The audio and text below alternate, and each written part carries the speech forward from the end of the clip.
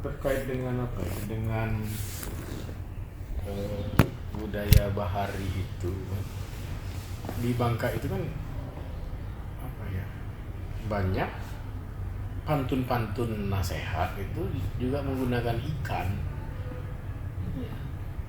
Misalnya ikan ketarak, ikan karang, makan janek berduri-duri. Jangan berharap punya orang kalau bukan punya sendiri. Nah, ikan ketarak itu yang kakak tua. Nah, itu dia tinggalnya di karang, makannya karang yang mati. Kalau di Belitung kan ditangkap itu ketarak, itu dibikin apa? Gangan ketarak. Nah, ikan ketarak, ikan karang, dia makannya karang mati, kepiting mati. Nah, termasuk janek tadi, bulu babi itu dimakannya. Nah, dia punya kehidupan makannya itu hanya siang hari. Kalau kita mancing di laut dapat ikan ketarak, itu segeralah menghindar, cari tempat teduh, cari pulau, menjauhlah dari lautan karena akan ribut badai, penanda alam. Nah, itu ikan ketarak, ikan karang, makan janek berduri-duri. Jangan berharap punya orang kalau bukan punya sendiri. Itu artinya apa? Artinya orang itu ya jangan banggalah dengan kepunyaan orang lain, banggalah dengan kepunyaan diri sendiri. Jangan bangga kalau bukan punya sendiri. Itu lanjut nasihat. Ada lagi, ikan julung-julung dimasak sama cuka, gawe minta tolong, makan ndak nuga, ndak ngajak. Nah, ndak nuga. Jadi orang tuh banyak ikan julung-julung itu ikan yang apa, panjang itunya. Nah, di atas kan. Nah, julung sicam orang Cina nyebutnya. Sicam. Dimasak sama cuka. Ketika bekerja orang tuh selalu minta tolong, tetapi ketika makan tidak ngajak-ngajak. Itu ikan. Pantunnya ironi semua dia. Iya, nasihat. Ada lagi. Nah, ada yang saya jelaskan pantun itu di Balai Pustaka, di video orang kan, dimasukkan ke apa namanya itu, TikTok ya. TikTok. Ada pantun pisang emas dibawa berlayar. Itu kan tradisi bahari ya. Nah, pisang emas dibawa berlayar, masak sebiji di atas peti. Hutang emas bisa dibayar, hutang budi dibawa mati. Jadi kebiasaan orang Bangka dulu ya, kalau dia ke laut, turun ke laut itu dia selalu membawa pisang emas ya, pisang emas. Nah, kemudian jadi pisang emas dibawa berlayar, masak sebiji di atas peti. Nah, kenapa harus pisang emas yang dibawa berlayar? Rupanya pisang emas itu adalah obat anti mabok di laut. Kalau kita kan minum anti mabok. Nah, itu pisang emas itu pisang, buah-buahan yang ketika kita makan itu mual rasa mabuk kita di laut itu hilang. Bisa saja bawa pisang lain kan, kenapa harus pisang emas? Pisang emas dibawa. Nah, masak sebiji di atas peti. Pisang emas itu punya apa ya? Punya keunikan, dia jarang masak serempak satu. Makanya sebut masak sebiji di atas peti. Hebat ya orang bikin pantunnya. Hutang emas bisa dibayar, hutang budi dibawa mati. Itu yang pantunnya dari kapan tuh, Pak? Ya, pantun nenek moyang kita, nggak ada yang menciptakan itu kan. Pantun nenek moyang kita semuanya itu yang saya sebutkan itu, nggak ada yang menciptakannya. Terkait dengan laut itu kan masih banyak lagi yang lain. Misalnya puting beliung kan.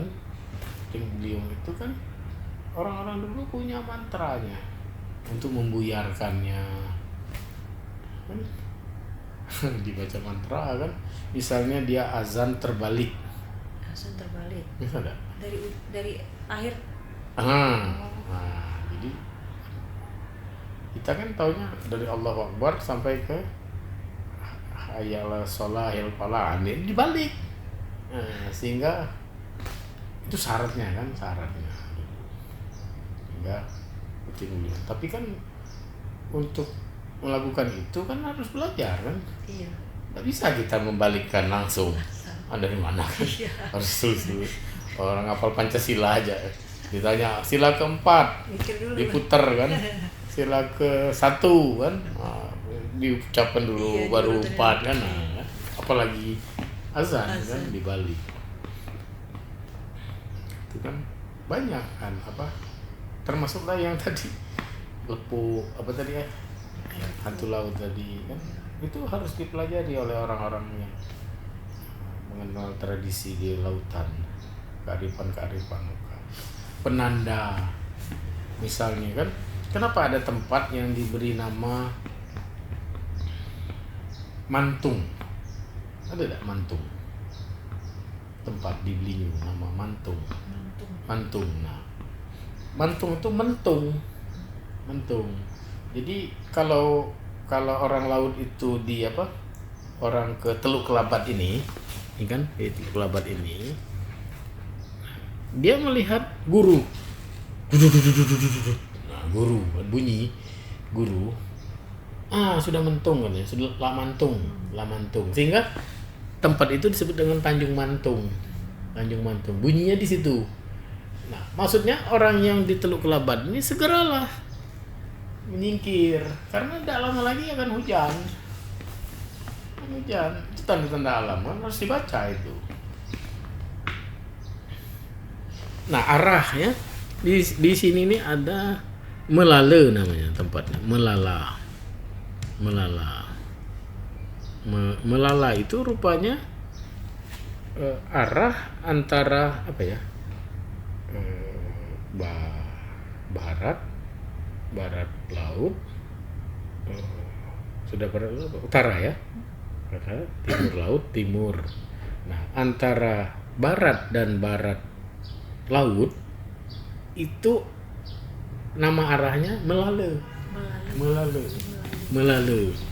Nah, saya lagi nyari lagi yang antara tenggara dengan ini apa sebutannya, pasti ada. Artinya kan kalau kita kan pakai koordinat sekarang. Iya. Dia ada arah mana, arah Melale katanya, Melala. Itu antara barat laut dengan utara. Melala. Jadi pengetahuan tentang apa ya, tentang bahari itu banyak kearifan lokal yang apa, yang diwariskan. Nah, harus dipahami oleh kita. Kalau di daerah pesisir Bangka ini kan banyak juga nih Pak, timah.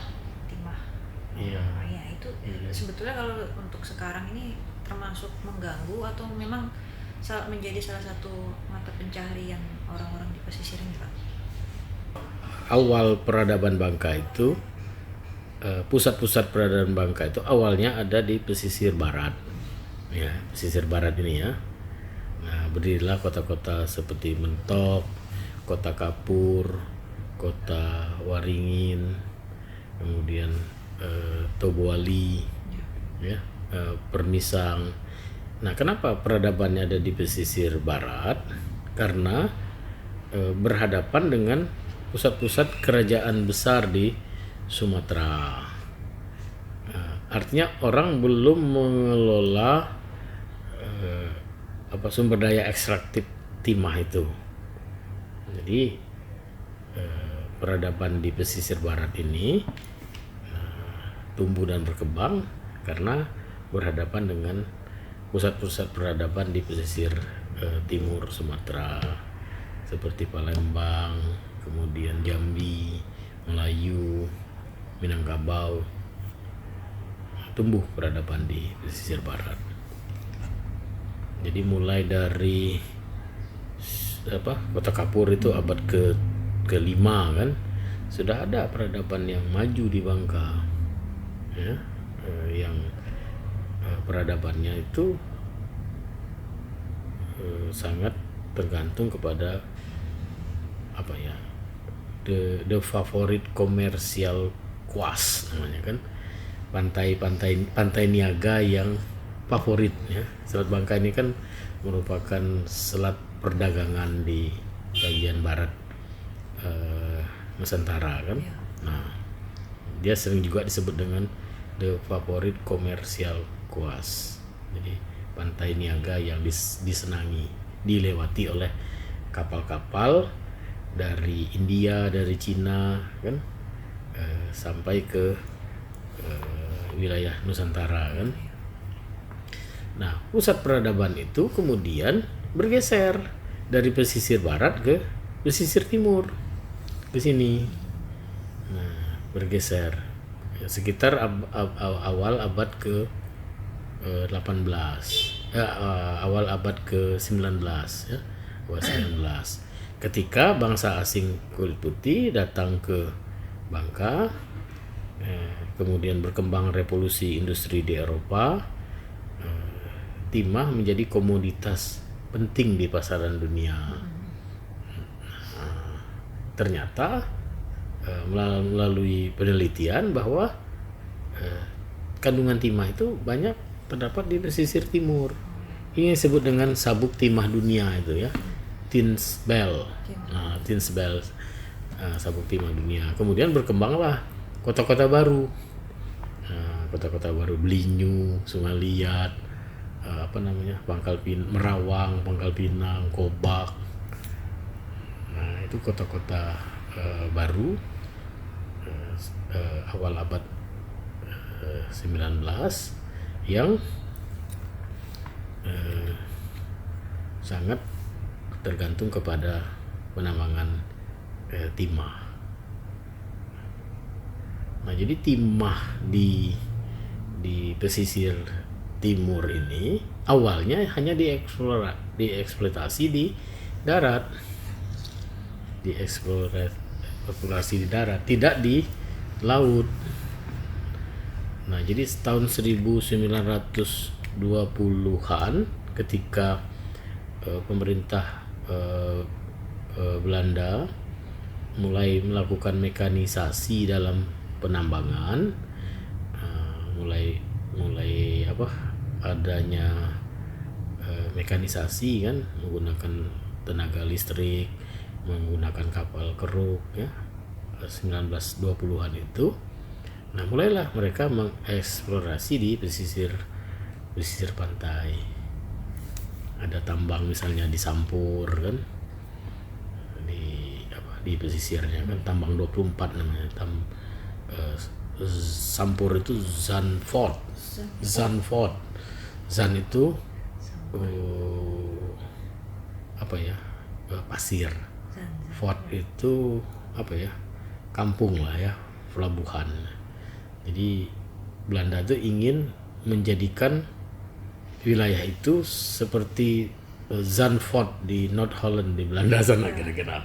Jadi kita nyebutnya Sampur kan. Nah, misalnya saya beri contoh kan, mulai dieksplorasi di pesisir. Nah, tetapi orang Belanda kan, kemudian perusahaan Belanda BTW, Bangka Tinswinning itu kan tahun 53 dinasionalisasi kan, menjadi PN, perusahaan negara tambang timah. Nah, tetap mereka mengeksplorasi di pesisir pantai, cuma pada wilayah-wilayah tertentu. Jadi tidak bersinggungan dengan wilayah-wilayah nelayan ya. Tidak bersinggungan dengan wilayah-wilayah yang harus dijaga kelestariannya kan. Ada aturan ya yang tegas yang mengatur penambangan timah, apalagi timah pada waktu itu menjadi komoditas strategis bagi negara. Jadi orang membawa sekaleng susu timah itu bisa ditangkap, bisa dipenjara. Kalian susu aja. Iya. Jadi karena dia adalah barang strategis, dijaga oleh negara dengan baik, dengan benar, masukannya memang untuk negara. Nah, tapi wilayah kuasa penambangan timahnya kan, kafe penambangan timahnya hampir seluruh pulau, tetapi masih dihargailah kearifan lokal terkait dengan wilayah tangkap nelayan kan, wilayah yang dilindungi dari sisi adat ya, wilayah-wilayah yang saya sebut Rabang itu kan wilayah konservasi ya. Kenapa saya nyebut wilayah konservasi? Karena di Rabang itulah orang bisa menjumpai kepiting, udang, termasuklah habitat kalong. Orang Bangka nyebut langkeluit. Nah, langkeluit itulah yang menyerbukan durian, sehingga durian di Bangka tuh bagus, berbuah, punya rasa yang enak. Sekarang kan buahnya banyak, rasanya tidak ada, kembangnya banyak tapi tidak berputik, tidak berbuah, karena tidak diserbukan oleh kalong tadi. Karena Rabang tempat tinggalnya sudah rusak, ini sudah lari. Nah, itu dijaga, dirawat ya. Nah, kapalnya pun ya menggunakan kapal keruk, drag gitu ya, kapal keruk, dijaga. Nah, setelah era reformasi, timah itu tidak jadikan sebagai komoditas strategis. Orang seperti bebas ya menambang kan, akhirnya mulailah ditambang, dan memang banyak timahnya karena dia memang berada di sabuk timah dunia, Tinsbel. Kearifan lokal tidak ada lagi, berubahlah menjadi kebiadaban lokal. Habis mangrove yang Rabang yang pohon-pohonnya diameter misalnya bakaunya, nyirehnya sepelukan gitu tuh habis. Padahal ada Pak. Banyak sekali. Nah, itu. Kalau untuk sekarang gimana Pak? Seperti itu tetap. Kalau sekarang dengan penegakan hukum yang dilakukan oleh Kejaksaan Agung kan, sekarang kan sedang diselidiki oleh Kejaksaan Agung kan, terkait dengan penambangan timah ilegal ini kan dari tahun 2015 yang merugikan negara. Berarti bisa kita bilang adat lokal itu berperan besar dengan kelestarian. Iya, malah kan kalau dulu ada istilah timah ampak atau timah kopong. Jadi dukun-dukun kampung di Bangka dan di Belitung itu untuk menjaga alam itu dia mengopongkan atau mengampakkan timah itu sehingga kadarnya itu yang bagus itu kan SN-nya 98% misalnya kan. Ini SN-nya tidak sampai 20% siliniumnya tuh. Ampak dia kayak arang atau apalah, tidak laku. Nah, diampakkan. Nah, jadi pada wilayah-wilayah yang tertentu misalnya wilayah untuk cadangan ladang, wilayah untuk perluasan kampung, hutan peramun untuk peramun itu untuk peramu rumah kan, rumah untuk peramunya bagan, kelong, orang berkapal, berperahu, termasuklah untuk ramuan obat-obatan kan disebut hutan peramun kan, itu dijaga oleh kepala-kepala rakyat, oleh dukun-dukun kampung kita. Kalau orang mau nambang di situ diampakkannya, dikopongkannya. Cara ngomong atau gimana Pak? Banyak caranya. Pertama ada yang ditanam dengan kumbi namanya, kemudian dimantrai, ditanam di hulu air atau sungai, ditanam di situ, dimantrain. Nah sepanjang aliran sungai itu dia akan ampak kopong. Atau dibeli secara gaib dengan menggunakan uang benggol kan, atau ringgit Spanyol itu. Nah ditanamkan, dibeli, dimantrai kan, disarat namanya kalau di Bangka itu. Sama, dia menjadi kopong, menjadi ampak. Atau ditanam dengan kayu yang unik. Kayu yang unik itu seperti ini. Misalnya ibu berjalan dari sini, saya berjalan di sini, ketemu kita di satu titik ini. Ibu apa kabar? Ngobrol sebentar. Kemana? Pergilah kita ke tempat masing-masing kan. Nah pulang, ibu pulang, saya pulang juga. Tiba-tiba ketemu lagi di titik yang sama. Nah pohon yang ada dekat titik yang sama itulah yang diambil, ditanam. Tapi kan kapan kita mau jumpa itu? Iya itu dia. Nah tanam, dimantrai kan, dia menjadi kopong. Dan itu terjadi tahun 1851. Residen Bangka itu menugaskan Insinyur I.H. Krokerit namanya untuk melakukan penelitian timah di Belitung.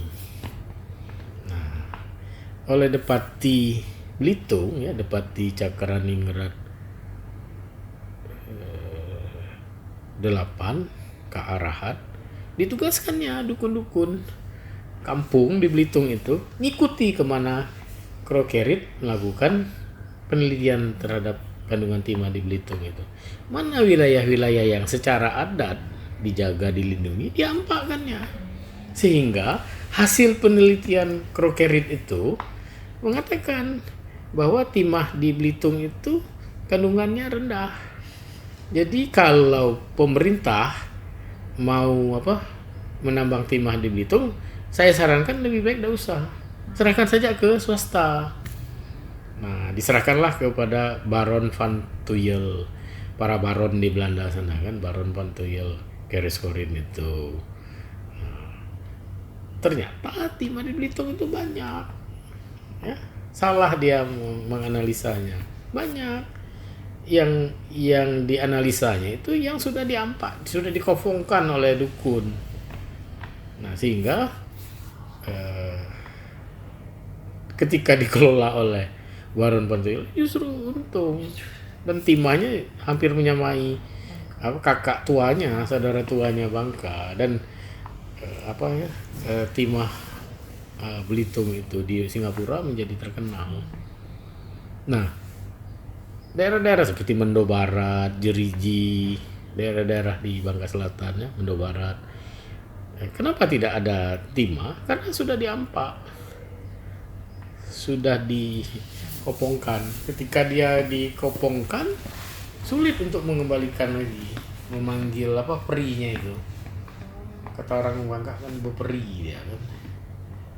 Ada penjaganya ya. Iya, kan yang namanya logam, apalagi logam mulia itu kan, kenapa disebut mulia? Itu agung, mulia, logam mulia itu karena dia tidak hanya disukai oleh manusia, disukai oleh makhluk halus. Kenapa disebut logam mulia? Kayak di Kalimantan itu berlian ya, intan berlian itu orang bilang sudah habis, tapi masih ada kan? Karena apa? Manusia itu berebut dengan makhluk halus itu mendapatkan itu karena dia mulia kan, tidak hanya disukai oleh manusia. Dan itu kopong itu berlaku selamanya Pak atau gimana? Bisa dikembalikan lagi, bisa. Cuma kan dengan cara-cara tertentu lagi, dengan upacara-upacara tertentu mengembalikan. Tapi umumnya karena sudah berabad berlangsung dia kopong, masyarakatnya pun tidak menambang. Kayak di Indo Barat itu kan mereka berladang, rumeh, kebun karet, kebun sahang, jeriji, Serdang segala macam itu mereka berusaha. Artinya apa ya, kata residen Hoyer itu, residen Belanda itu kan, timah itu mendatangkan kekayaan, keuntungan bagi negara. Lada itu membawa keuntungan bagi rakyat. Misalnya tahun 1928, 29, 30 itu sudah di atas 700-an orang Bangka itu yang naik haji dari hasil Ada. lada. Nah, dari hasil lada. Makanya apa ya, di Bangka itu ada apa ya, ada feverdur istilahnya kan, semahal lada. Lada itu dingin uangnya, dingin, berkah. Sementara timah Panas. panas. Nah, seperti itu kan. Panas, uang timah itu panas.